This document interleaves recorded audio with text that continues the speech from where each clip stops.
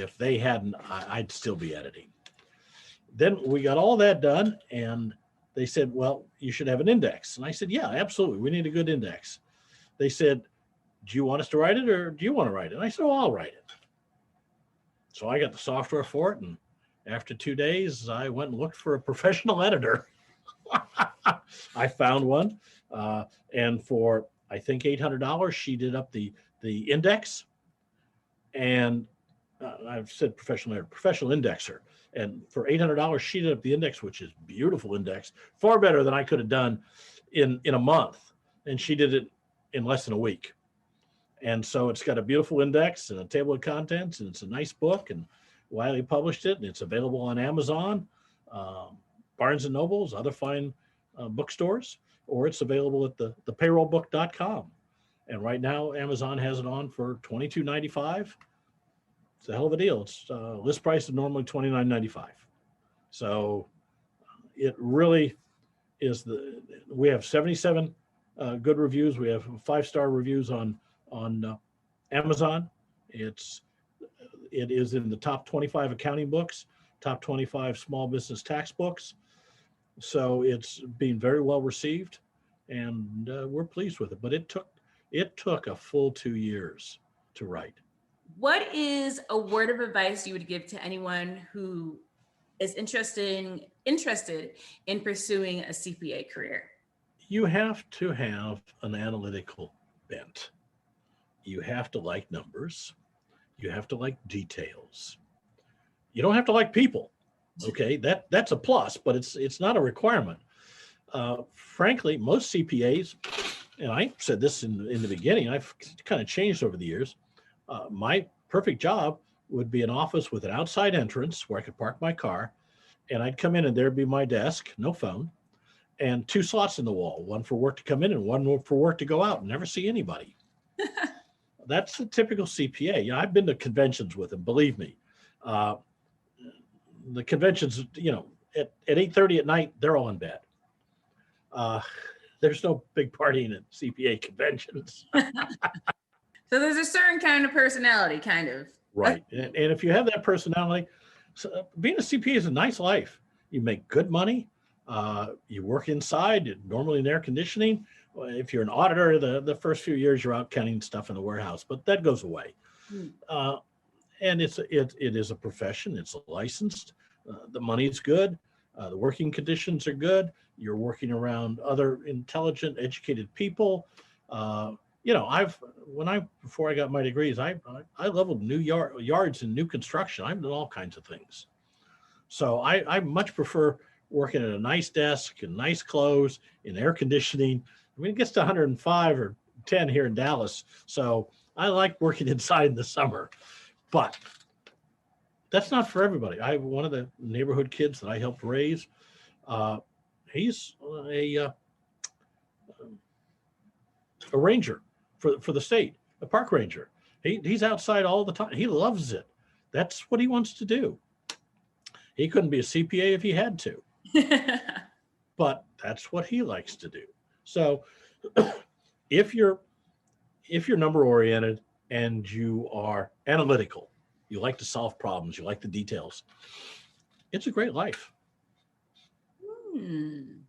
All right. Yeah, if you're like me, you don't like numbers and you enjoy the action constant.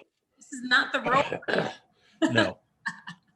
I would not recommend you become a CPA. No. In Texas, is that the only locations you guys have, or No. Well, that's the only location we're at. But with the internet these days, we have clients all over the country. I think we're in 48 states currently. If one of your listeners has a payroll that he is not happy with how it's happening or needs to get it done, have him call me. I'm on the web. It's getpayroll.com. CJR@getpayroll.com is my email. So, yeah, give us a shout. I'll have Pete get a hold of you, and we'll get it all taken care of.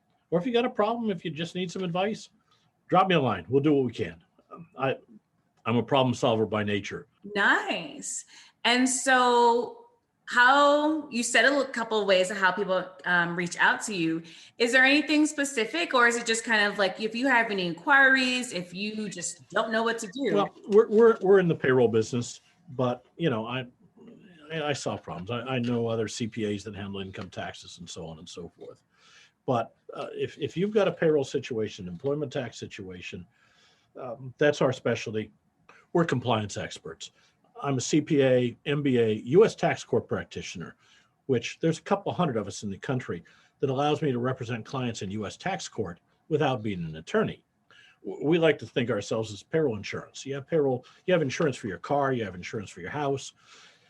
Hopefully nothing ever goes wrong, but if it does, you get T-boned at the intersection by some drunk, the insurance company pays for it. Well, if the IRS T-bones you at the deposit, we can take care of it.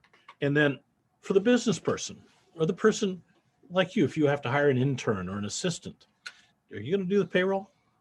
This is a whole different ballgame. The analogy I like to use is when I grew up, Pele was the world's best soccer player, Brazilian, wonderful athlete, incredible soccer player. But if you put him in a New York Yankees uniform and stuck him at second base, he would be lost. He'd still be a great athlete, but he wouldn't know the rules, know the field, know the players, know the plays, know what to do. So if you're in business, you're good at what you do, or you wouldn't stay in business. But when I stick you in the payroll area, you're Pele at second base, you're lost. Why do you want to take the time to become an expert in that when you could use that same time to further your own business and your skills and your clients and your marketing and your revenue? Why would you waste time becoming an expert where for almost nothing you can have somebody, you can outsource it to somebody who's an expert? Outsource, it just makes all the sense in the world for small businesses to outsource things like payroll. That makes sense. You don't know how to do it, just have someone else do it for you. Exactly. Why there's all these resources. So tell us again how listeners and anyone around can get in contact with you. Getpayroll.com on the internet. My email is cjr@getpayroll.com. So you can find us there. Simple and easy. Neat. Sounds like a plan. Well, thanks, Charles, for coming on. The number guy came on. We didn't even talk that much about numbers, where my brain didn't go, what's going on? Okay, one tip then, if you want numbers. Yeah. 2 + 2 does equal 4. There you go. I'm doing something right. Okay, so we didn't get into like numbers, which is good. He's a CPA. I kind of thought we would, but it's okay if we didn't, actually. I liked talking to Charles. It's great to know that there's a book out there to help small businesses. I'm a small business owner, and I know a lot of you guys are small business owners. And yeah, payroll is one of those things that everyone's like, yeah, I can do it. And then you get this very suspicious IRS letter that gives you so much anxiety. But now if you get one, you can just talk to Charles at getpayroll.com and reach out. Very, very good to know. I'm your host, Rockshana. Today's guest was Charles Reed. Be sure to tune in each week for a new episode. And remember, everything and anything goes. The sky's the limit. Music for the Things of That Nature podcast is an original track by Jared Sacramento called Dosage.